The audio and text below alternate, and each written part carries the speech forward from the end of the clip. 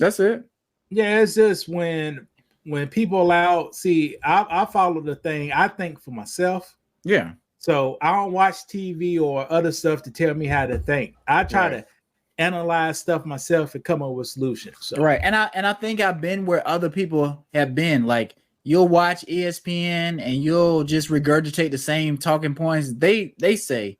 But once you start thinking for yourself and looking at things and analyzing it compared to how you lived your life, you'll be like, wait a minute, this don't really add up to my beliefs and what I've gone through and seen in life. Maybe I should, go a different way or just listen to other people. Do you ever listen to Fox News and just other outlets or different outlets? Like if you listening to the same audience, you're going to just always think the same way.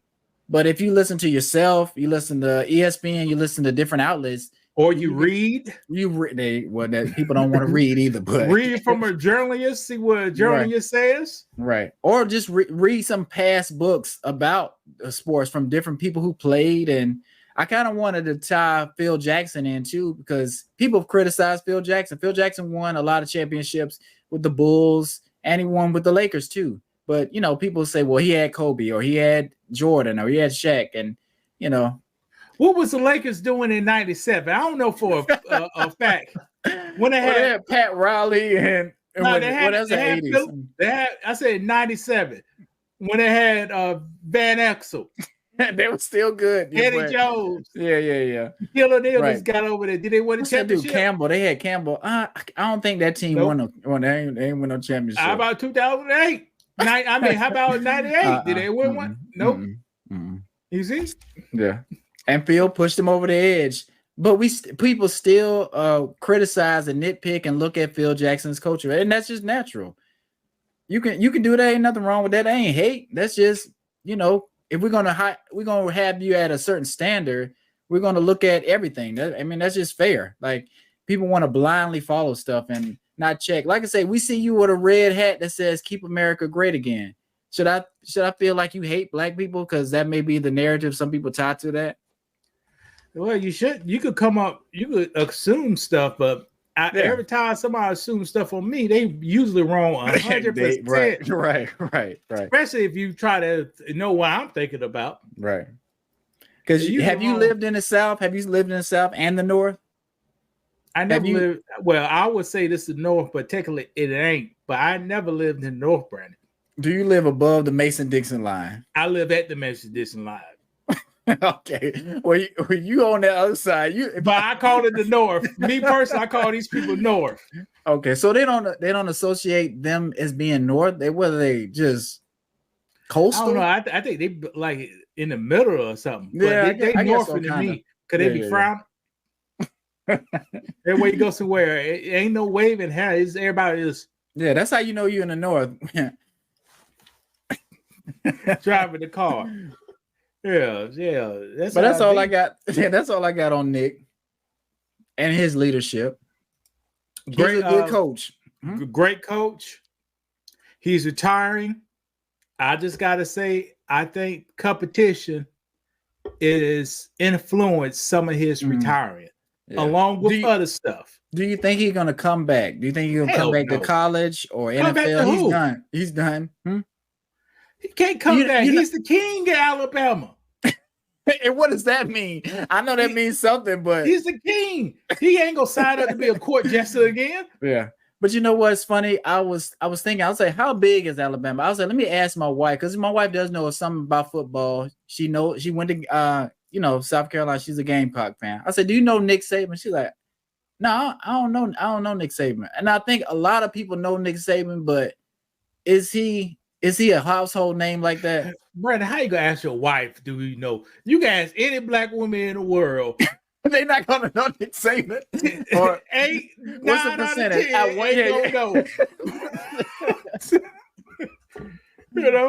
So who's a coach they may know? She know, like I said, she'll know the Gamecock coaches because that's. But I'm trying to think. Would she know any college coach? But that's what I'm saying. Nick is Don Staley. Yeah, she'll know Don Staley. Everybody know the great coach, Don Staley. They know her. Right. See, like I say, but is that enough for him? Because, like I say, he's a competitor. He's a king. He's the king of Alabama. How you know he's a competitor, Brandon? Anybody that's 70 years. Yeah, he competitor. Yeah, because he got to snatch them good players by any means necessary. If he don't get them, he whining about it. He's a competitor. That's a competitor, right? If he see his edge slipping away slightly, they'll try to buck the system. With the microphone. I'm telling you, Deion Sanders is cheap. And that's all factual information I just said. For sure, right. Make sure that mic say record, so I can say some stuff. Right. And I'm not gonna get too much into the Deion and what they might have done. Remember that coach that beat them down and they was up at halftime and they wanted to send a statement to Deion. Oregon. Yeah, the one we kind of did a show about a little bit. Yeah, we ain't satisfied. Yeah. So how you think Nick was in Alabama watching the game? You think he was rooting for Deion, or 49% of the wonderful people were celebrating? Right. They took an extra shot. Yeah, there you go. We're gonna leave it at that. I said 49%, so it's not the majority. The minority took an extra shot. Mr. Taylor, you came in just in time. We got some Black History stuff coming up. And Timothy said Nick Saban's retiring because he hates the NIL deal, NIL money, and the transfer portal. Correct. Transfer portal is like giving a slave a free ticket to get out to another plantation. There you go. They don't like that. They got butter biscuits over here. You sewing hog maul, hog poke. That's fine. I'm going with the butter biscuits. And he don't like that. He said, once you sign that contract, that's it. You locked in. Even though if I get rid of you, I want to leave. I can go. That's cool. But if you sign up, you here until I say so. If you move on, you will get penalized. You're gonna get penalized by the NCAA standards. Right. We're not saying it sounds like a plantation, but football is a plantation. That's why I can't get too deep up in there. Right. It is a plantation. You're right. Black bodies make all the money. Black bodies doing the entertainment. And white wonderful eyes just watching. And that's what I don't like to give Nick so much credit, because there's a lot of players that sacrifice their body, sacrifice their time and money and career for Alabama, for the program, for the wins. So it's not just Nick, it's not just Alabama. It's all the players. How you feel about that? Get your money. Don't be like Lattimore, Marcus Lattimore. Yeah. Torn ACL, come back the next week, running the ball up the hole, and Coach Spurrier said, "I'm gonna let this boy go carry this ball 40 times." How you feel about it? Because I was just thinking about when I was doing the Nick Saban thing, because I'm a Gamecock fan, and I think they gave him a job as like a coordinator, or something like a coach on the sideline, something like that. They did him wrong, Brandon. They did. And he was bad. Was he bad? Tell me he wasn't bad. That boy was bad. He was wasn't fast. He was going to the league. He wasn't swifty, but somehow if you hit him, he got like a boost of power. If you touch him, he'll spin sometimes, spin off and keep going. Like, he was a good running back. And like I said, Gamecocks weren't the best. We didn't have the best line, but he'll get you some yards. And who was our quarterback? I can't remember. My brother said he see him sometime. You had the drunk back then. What's the guy who beat Alabama? I can't remember. The club. Right. Garcia.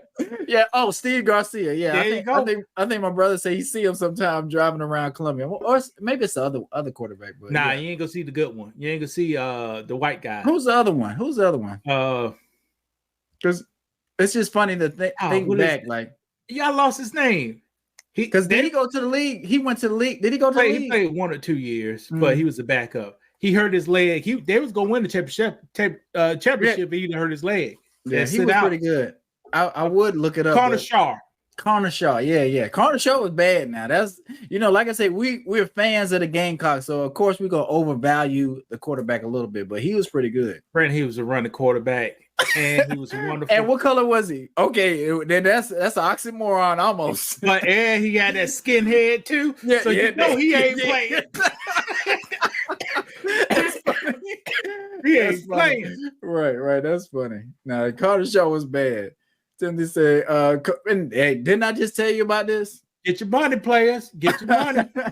Hey Timothy, how you feel about this? Because me and Lewis talked on the phone today when we were saying we're gonna do a show. I was like, Lewis, Deion's son over in Paris right now. You know, in Fashion Week.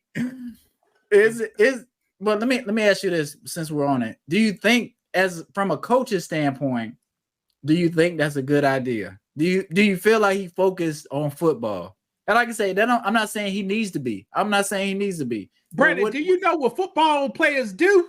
What do they do? They run trains on girls. So I'd rather my son be up there in Paris getting paid than running trains on girls because it's safer in the room. Right. Because with something like that, you can get an allegation, right? Now he may be doing some time. So now if it's they black girls, you ain't getting no allegation. They're running trains on them. The girls come in at 18 years old, 17 years old, and get not all of them, but 3% of them girls gonna get dogged out. I used to see them. And I said, can't wait till I get older. And let me ask you this: are the girls excited about this? Because it's Deion Sanders' son, right? And we're not gonna put him in there. We're just saying it's a player that's playing college football. Are they? At the time when them girls get them trains ran on them, they be happy. But like 2 years later, it be kind of sad. It's not sooner than that. No, it's not sooner than that. Okay. Because right now it's all about getting bodies. It's fine, right? I'm racking up bodies. They're like, man, experience. I got that guy right there. I got him. That guy right there. I got him. Right. But in 2 years, once they get older, start thinking about it. It hit different. Ain't nobody on school gonna date you. Because everybody knows. Yeah. You gotta go off campus for that. Right. And then they say you see them 10 years later, they at church. I know what you did. Right. Not like I said, not to get too deep off and one, but Timothy said it's a bad idea because it makes football players jealous, and jealous football players do dirty hits on the field. Well, I think they just jealous anyway, just because it's Deion's son. He do the watch thing. I think he drives a Rolls Royce at school. You know, it's come with it.